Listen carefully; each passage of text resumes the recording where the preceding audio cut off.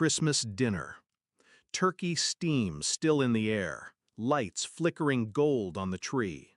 She slid the divorce papers across the table with a smile sharp enough to cut skin. "Sign here, worthless worm." Her brother grinned like a man rehearsing cruelty. "Pack fast, boy, and never show your face again." Her mother's laugh was thick with wine. "You'll leave with nothing." I looked at the three of them, their smug little court. The noise of the season turned hollow in my ears. I picked up the pen, signed, folded the papers neatly.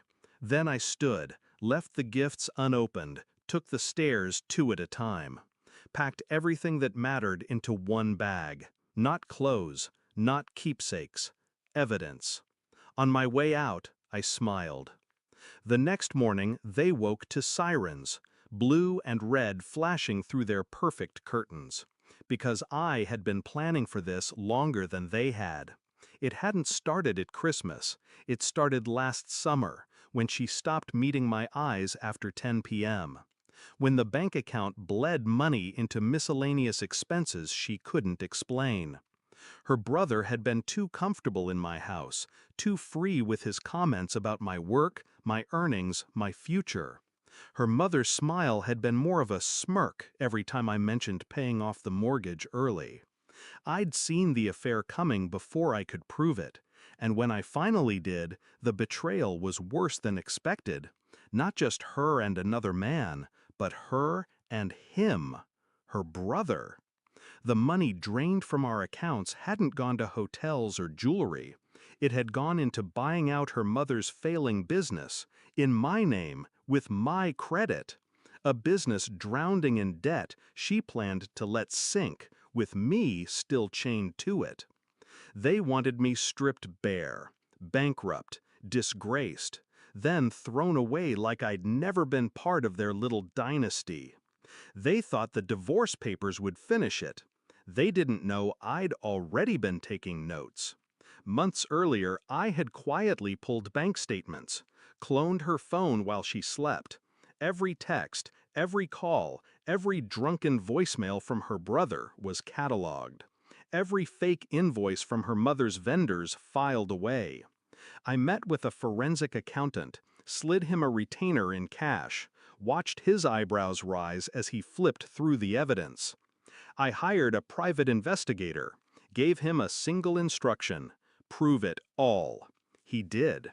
Photographs, recordings, signed receipts, even her voice on a call to the bank forging my consent to a transfer.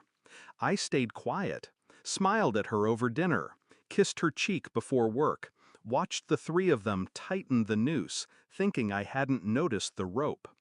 The night before Christmas, I made one last call to an old friend in law enforcement, a man who disliked her family almost as much as I did. I sent him a package, told him to wait until morning. The sirens were for them. Fraud, embezzlement, conspiracy, charges spelled out in black letters that could not be smiled away.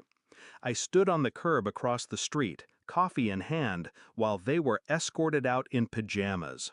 Her brother shouting about lawyers, her mother clutching her robe closed. She saw me. The look wasn't rage, it was recognition, the dawning truth that I had never been the fool she'd counted on. She didn't speak. Neither did I. They froze my accounts, seized her business records, hauled boxes of evidence out of the house I no longer lived in. My friend in law enforcement passed me on the sidewalk, file in hand. "Every piece traces back to them," he said quietly. "You're clean." I nodded once. I know. The real sting wasn't the arrest, it was the humiliation. Neighbors whispering, local news crews circling like vultures. I'd made sure the private investigator's report had gone to the press at the same time as the warrant.